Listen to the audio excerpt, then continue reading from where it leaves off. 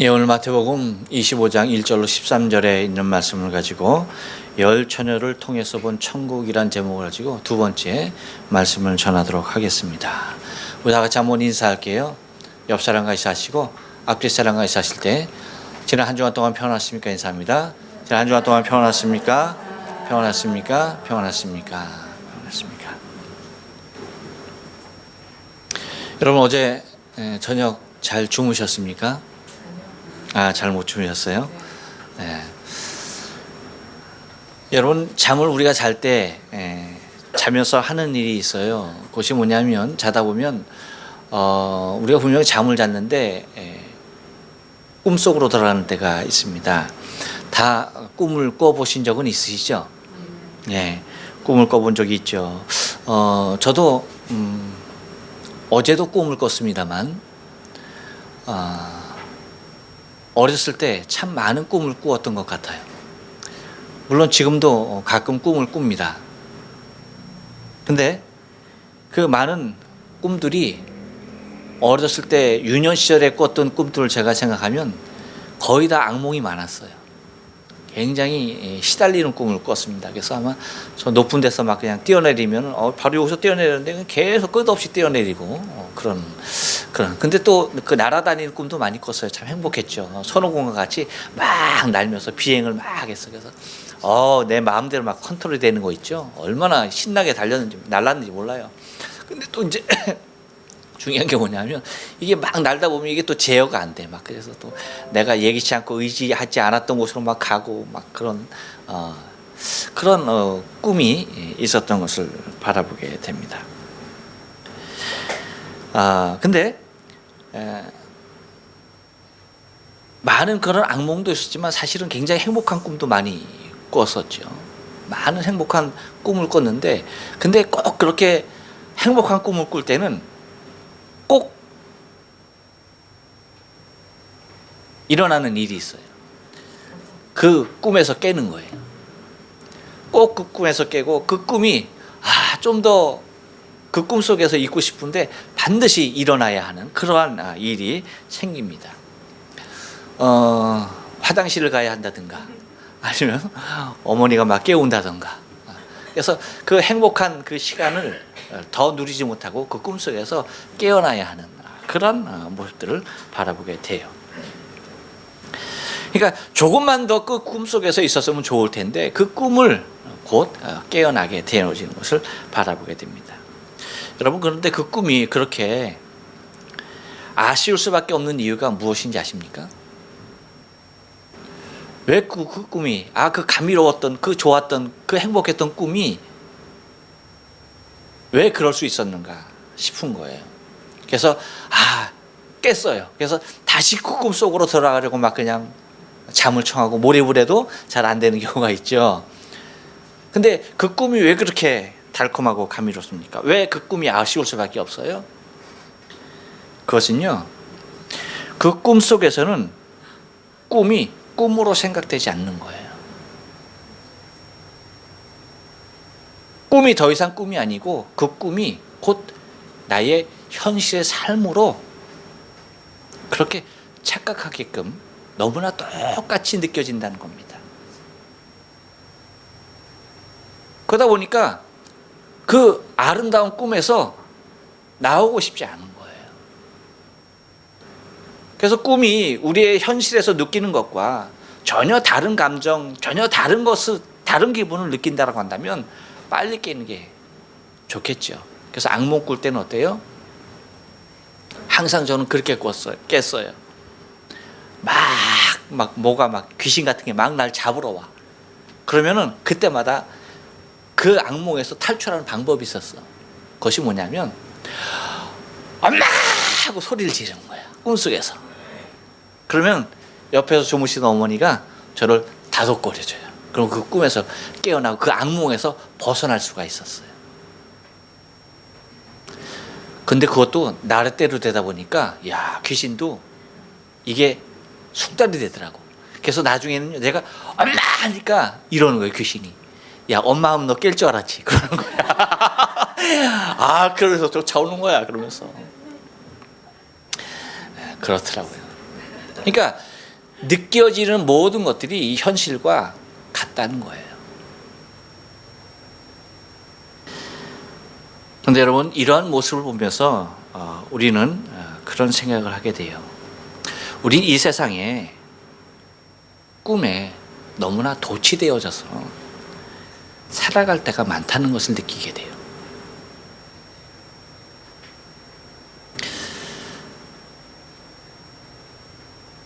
이 세상의 삶이 어쩌면 여러분, 우리는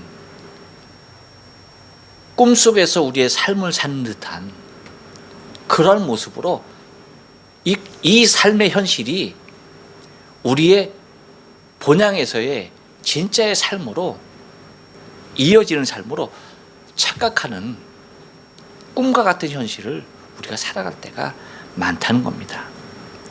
여러분, 마태복음 4장에 보면 예수님께서 공생애를 시작하시면서 40일을 금식하십니다. 40일을 금식하시는데 그 금식이 이제 다 맞춰진 후에 예수님께서 이제 줄이셨어요. 근데 사단이 와서 3가지를 시험을 하죠. 근데 여러분, 그 금식 기도하신 그 후에 40일을 줄이신 후에 사단이 주는 시험들을 한번 여러분 생각해 보세요. 그것은요, 얼마나 내가 원하고 바라는 것들인지 몰라요. 그렇게 줄였는데 먹을 것을 주는 거예요. 그리고 여러분, 그 줄이는 동안에 얼마나 많은 고비들이 있었을까요? 그렇죠? 얼마나 힘이 들었을까요? 그런데 높은 곳에 세우더니 뛰어내리라는 거예요. 그러면 네가 하나님의 아들이면 천사들이 와서 너를 받들 것이라는 거예요. 환상적이지 않습니까? 그리고 천하 만국을 보이면서 얘기해요. 나한테 경배하면 내가 이 모든 것을 너에게 주겠다라고 그렇게 얘기합니다.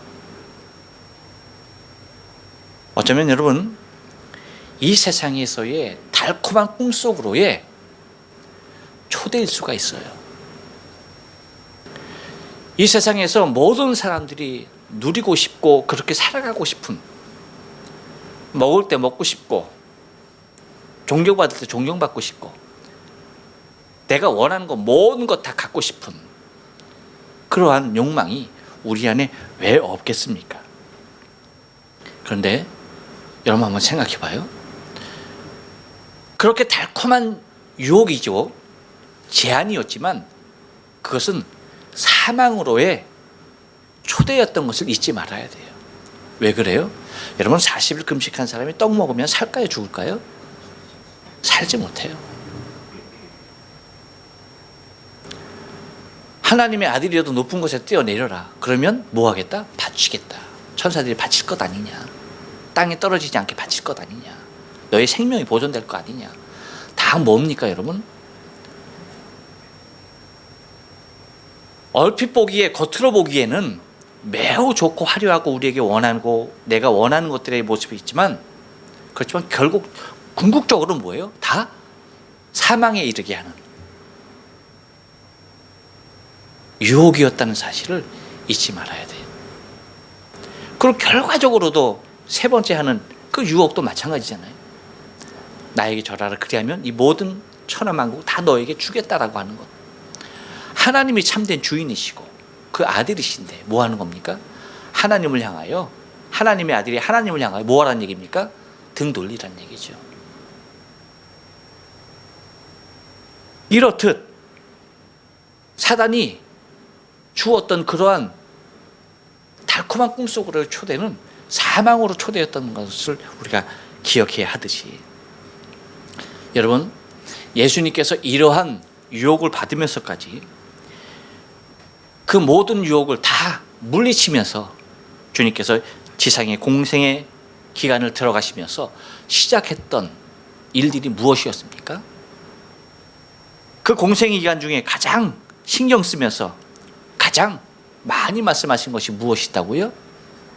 천국이었습니다. 하나님의 나라 천국이었습니다. 그 천국에 대하여서 그렇게 말씀하시는 것을 바라보게 돼요.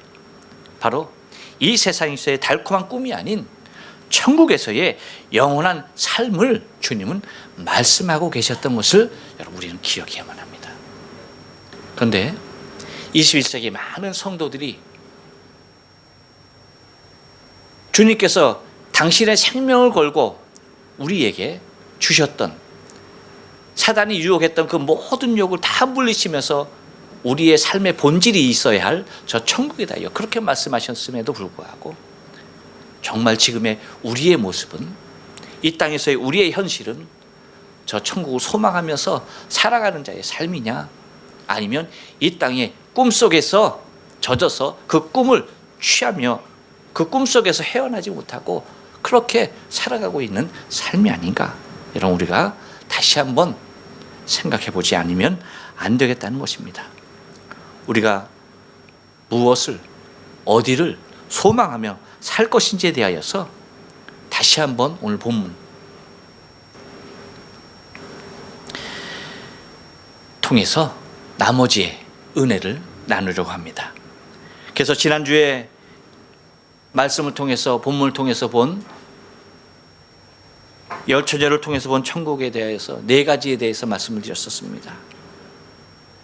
처녀들의 신분이 무엇이었는지에 대해서, 그리고 하나님 앞에 저 천국에 가는 생명의 삶이 5대5 비율이었다는 것에 대하여서, 그리고 반드시 신앙의 삶 가운데 문제는 발생한다는 것에 대하여서, 그리고 그럼에도 불구하고 신랑은 어떻게 하십니까? 반드시 오신다는 것. 신랑은 반드시 오신다. 늦어지는 것뿐이지 반드시 오신다는 사실에 대하여서 거기까지 말씀을 드렸습니다. 그럼 오늘 그 이후에 있는 말씀을 통해서 우리가 좀 더 깊은 은혜를 나누기를 원합니다. 여러분, 열 처녀를 통해서 본 주님께서 우리에게 말씀해 주시는 천국은요, 한번 따라서 합니다.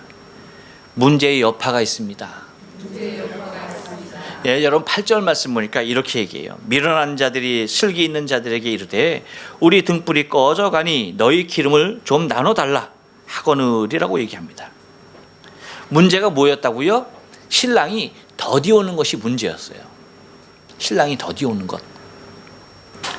근데 신랑이 더디 옴으로 말미암아서 생겨나는 일들이 있다는 거예요. 여파가 있어요. 그것이 뭐냐라고 한다면, 따로 기름을 준비하지 않은 미련한 처녀들의 등불이 꺼져가고 있는데 그 꺼져가는 등불에 채워놓을 기름이 없었다는 거예요. 여러분, 여기서 말하는 등불은 무엇을 얘기합니까? 믿음의 등불이죠. 믿음의 등불. 등불은 신랑을 기다리는 신부들의 마음을 나타내고 있어요. 곧 등불이라고 하는 것은 내가 신랑을 기다리고 있는데, 나는 비록 육체는 뭐예요? 피곤하고 힘들어서 신부들이 다 졸며 잤다라고 얘기했죠. 그렇죠? 그런데 그 등불은, 그 등불만큼은 뭐 하고 있는 거예요? 신부는 정작 자고 있지만 그 등불만큼은 무엇을 나타내는 거라? 신부들의 마음. 신랑이 이제 나올까? 저제 나올까? 그 신랑을 기다리는 그 마음이라는 사실이죠. 그런데 그 마음이 점점 어떻게 된다는 거예요? 꺼져가고 있다는 거예요. 점점 그 힘을 잃어가고 있다는 거예요. 잘 타오르던 등불이 기름이 없어지니까 점점 약해지는 거예요. 그리고 기름은 다 타버리고, 그리고 이제 그 심지, 그 헝겊만 간신히 불이 붙어 있을 정도로 그런 상태에 되어진다는 겁니다. 곧 변함이 없어야 하고 더욱 간절해져야 할 믿음이라는 것이 점점 약해져 간다는 데에 문제가 있는 것입니다. 여러분, 신랑은 반드시 오십니다. 그렇죠? 신랑은 반드시 온다고 말씀을 드렸어요. 그러므로 우리의 신랑을 기다리는 믿음의 등불은 항상 밝게 켜져 있어야 되는 겁니다. 곧 우리의 삶 가운데 기름이 없어서 신랑을 맞이하지 못하는 일이 있어서는 절대로 되지 않다라고 하는 거예요. 그래서 우리의 신앙의 삶 가운데 우리의 믿음의 등불이 꺼지지 아니하도록 우리의 신앙을 날마다 주를 향하여서 주를 기리는 아름다운 신앙의 삶이 되어져야 하는 것입니다. 또 하나 열처녀를 통해서 본 하나님의 나라에서 천국은 무엇을 말합니까? 한번 따라서 합니다. 신앙은 개인의 몫입니다. 신앙은 개인의 몫입니다. 9절 말씀 보니까 이렇게 얘기해요. 슬기 있는 자들이 대답하여 가로되 우리와 너희의 쓰기에 다 부족할까 하노니 차라리 파는 자들에게 가서 너희 쓸 것을 사라 라고 말합니다. 우리가 이 말씀을 보면은 조금 그래요. 어떻게 느껴지게 됩니까? 너무나 인색한 것 같아요. 그렇죠? 아니 뭐 그래 그거 좀 나눠주면 어때서? 그러는 거예요.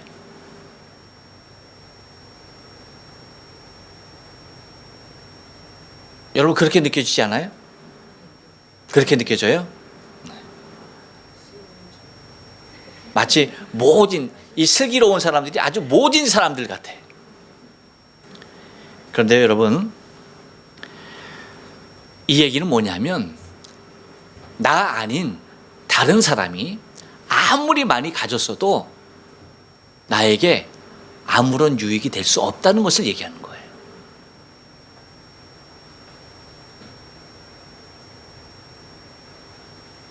나에게 믿음이 없다라고 한다면 다른 사람이 아무리 큰 믿음이 있어서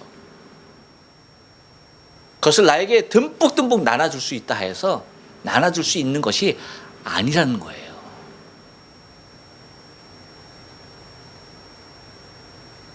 여러분 믿음이라는 것이 나눠줄 수 있어요? 만약에 믿음을 나눠줄 수 있었다라고 한다면 이 세상에 구원받지 못할 육체가 없습니다. 다 구원받고도 남습니다. 왜요? 하나님의 사랑이 모든 인류를 다 구원하고도 남을 수 있는 엄청난 큰 사랑이기 때문에 하고도 남습니다.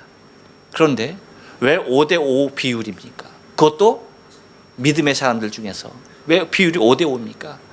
그것은 다른 데 있잖아요. 곧 나의 것은 나의 것으로 되어지는 것이지 누군가의 것으로 채워질 수 없다는 얘기입니다. 또한 누군가가 나에게 그것을 준다 해서 내 등불에 채울 수가 없다는 것입니다. 다시 말하면 미리 내 스스로가 준비하지 아니하면 정작 필요할 때에는 그 모든 것들이 다 무용지물이 되고야 만다는 거예요. 정작 신랑이 와서 필요한 그때에는 내가 지금까지 해왔던 그 모든 것들이 다 쓸데없는 것이 되고야 만다는 거죠. 그러므로 신앙이라는 것은 수평적인 면도 중요하고 필요하지만 여러분 먼저는 수직적인 구도가 전제돼야 한다는 사실을 우리에게 이야기해 주고 있는 거예요. 곧 주님과 나와의 아름다운 관계가 먼저 세워지지 아니하고서는 결코 그 무엇도 다 헛될 수밖에 없다는 거예요. 그래서 여러분 십자가의 구원에 이르는 길이 뭐예요? 여러분 십자가가 어떻게 되어 있어요? 수직적인 구도와 수평적인 구도 그것이 만남을 통하여서 여러분 십자가가 되는 것 아닙니까? 곧 하나님과 나와의 만남, 하나님과의 나와의 관계가 먼저 서야만이 거기다가 수평적인 관계를 설정해 놓을 수가 있는 거예요.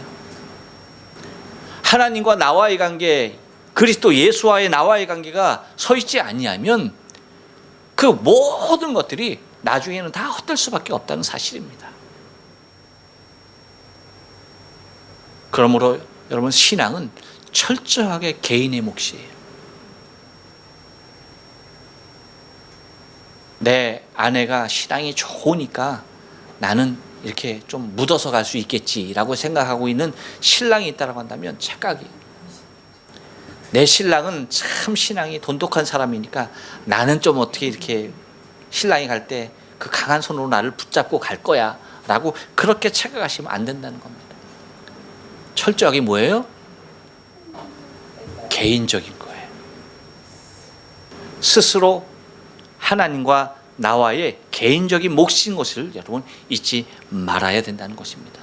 그래서 다른 지혜 있는 자들의 기름이 나에게 소용이 있는 거예요, 없는 거예요?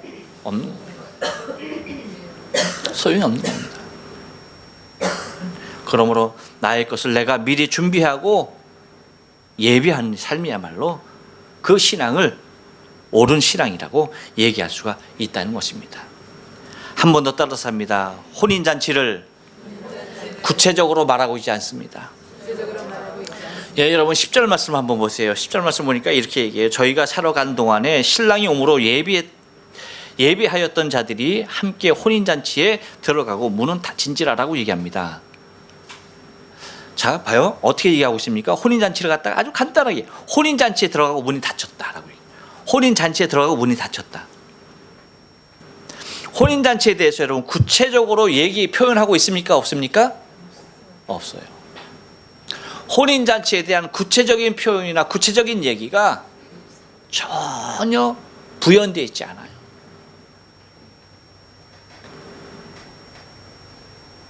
여러분 영화 좋아하십니까? 영화 좋아하세요? 네, 영화 좋아하시는. 저도 영화를 참 좋아합니다. 영화를 참 좋아해서 영화를 이렇게 보게 되면은 여러분 특별히 저희 해피엔딩으로 끝나는 그렇죠? 그런 영화들을 보면은 왜 영화를 그렇게 만들까요? 보면은 아마 이 영화 감독들이 예수님께서 하신 이 열처녀의 비유를 너무나 잘 인용한 것 같아. 성경에서 그러니까 다 있는 거야. 성경에 다 있는 거야. 영화도 그러니까 이렇게 만들면 정말 히트치는 영화, 정말 멋있는 영화가 되는 거예요. 영화의 내용은 여러분 다 어느 부분에 해당해요? 우리가 정말 바라고 기대하는 내용들은 어떻게 하는 거예요? 관객의 상상에 맡기고 관객이 안고 가게 하는 거야. 안고 가게. 스스로의 생각 가운데 안게 그 영화관을 나가게 하는 거예요. 무슨 얘기인지 아십니까?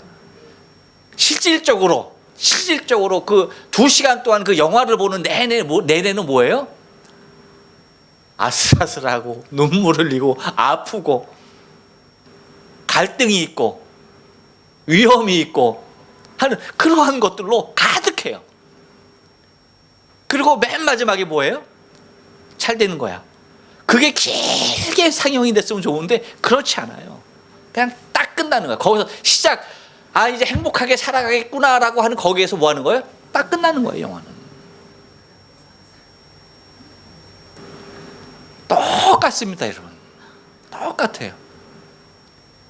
왜 열처녀의 비유에서 천국을 비유하면서 주님께서 혼인잔치에 대해서 말씀하시면서 혼인잔치의 내용에 대해서는 전혀 말씀하시지도 않고 거론하지도 않느냐.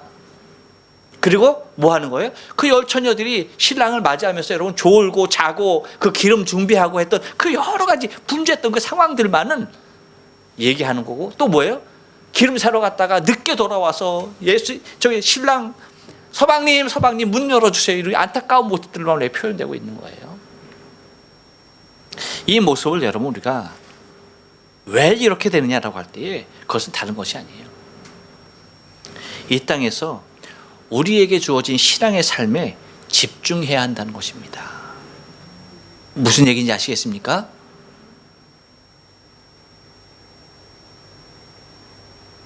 혼인 과정이 중요하다는 거예요. 혼인 과정이. 이유가 뭡니까? 혼인하면은 곧 신랑을 만나기까지의 우리의 역할이 중요하다는 거고, 신랑을 만나기까지 우리 역할. 신랑을 만나면은 혼인 잔치에 들어가면은 그 이후로는 뭐 하는 겁니까? 신랑이 다 알아서 하는 거야.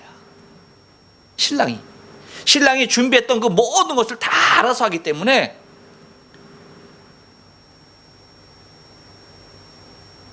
그 전까지의 모습들이 우리의 삶 가운데 중요하다는 거기 때문에. 그래서 여러분, 그렇기 때문에 이렇게 표현하는 거예요.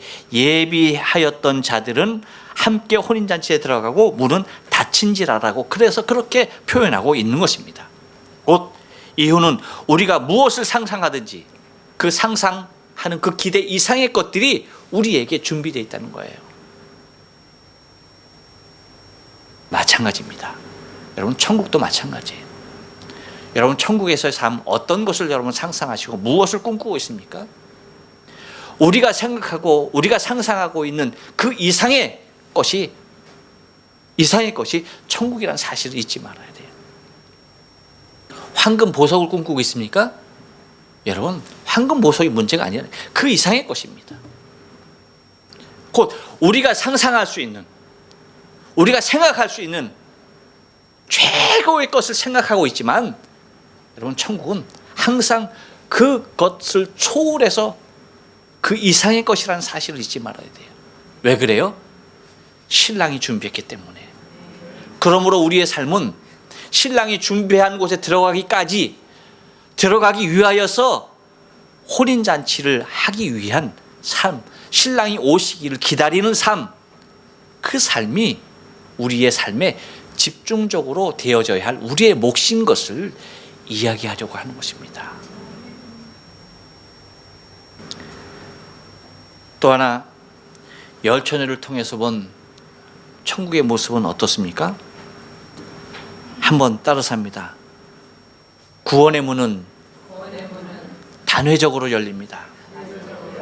11절 말씀 보니까 이렇게 얘기해요. 그 후에 남은 처녀들이 와서 가로되 주여 주여 우리에게 열어주소서라고 얘기합니다. 내가 들어가고 싶을 때 아무 때나 들어갈 수 있는 곳이 천국이 아니라는 거예요. 신랑이 와서 우리를 데리고 갈 때, 그때야만 비로소 들어갈 수 있는 곳이라는 것입니다. 그것이 혼인잔치예요. 신랑이 와서 나를 데려가지 아니하면 내 스스로 혼인잔치에 갈 수가 없는 거예요. 그래서 반드시 이스라엘의 혼인에서는 신랑이 신부 집에 와서 거기서 잔치를 하고 신부를 데리고 자신의 집에 가서 잔치하는 것으로 결혼식은 끝난다는 거예요. 그러니까 신랑이 반드시 와야만이 혼인잔치가 성립될 수가 있다는 사실이죠.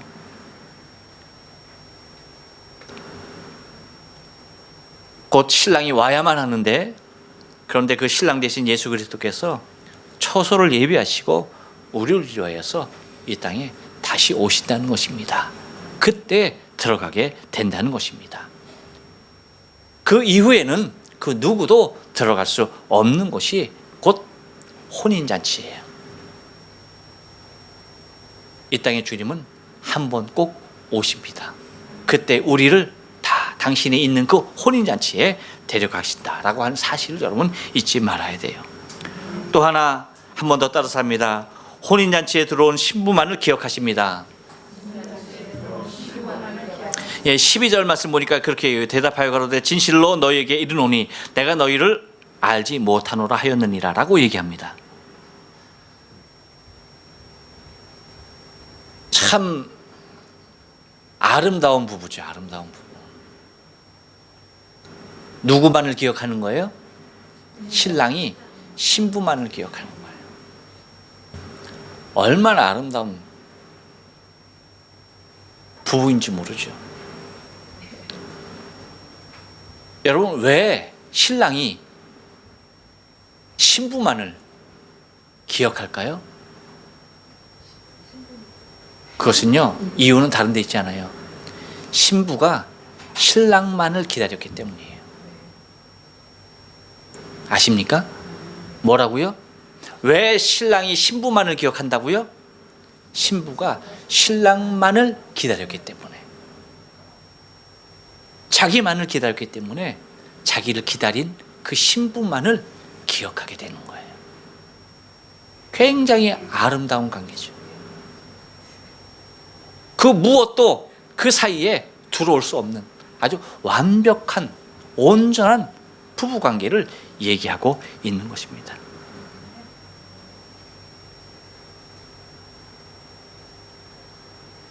제가 오늘 주보에 글을 좀 올렸는데 이 두 분이 누구냐 하면 저희 아버지하고 어머니 되십니다. 이게 지금으로부터 딱 10년 전의 사진입니다. 정확하게 10년 전의 사진. 많이 닮으셨죠? 네. 그래서 제가 동행이라는 이름을 썼어요. 함께 마주보며 서로를 닮아왔던 부부로의 60년. 누군가를 따로 말한다는 것이 말이 될 수 없는 온전한 한 몸. 떠나는 것이나 보내는 것이 먼저일 수 없는 영원한 법. 이루어온 많은 일들과 기억에 남지 않는 더 많은 일조차도 의지하며 읽어온 삶의 동반자라고 그렇게 썼는데, 이제 저희 아버님이 물도 이제 못 드시는 상황에 되셨다고 그래요. 그래서 아마도 두 분의 이별이 가까워온 듯 싶습니다. 그런데 이렇게 서로의 모습이 닮아갈 수 있었던 이유가 뭐예요? 서로만을 바라봤기 때문에 그런 것이죠. 마찬가지입니다, 여러분. 이것이 얼마나 큰 은혜인지 몰라요. 신랑 대신 예수 그리스도께서, 우리 주님께서 나를 아시고 나를 기억한 바 되셨다는 그 사실만큼, 여러분, 그것만큼 큰 은혜가 어디 있어요? 그렇죠? 내가 그 반열 가운데 있다라고 하는 사실이 가장 큰 축복이죠. 나를 아신 바 되신 예수 그리스도께 내가 그분과 함께 영원히 있다라고 하는 그 사실이 얼마나 감사하고 얼마나 큰 축복인가라고 하는 것입니다. 그것은 다른 데 있지 않아요. 곧 신랑 대신 주님께서 나 자신을 기억하신다는 거예요. 나 자신만을 아신다는 거예요. 그것이 여러분, 우리가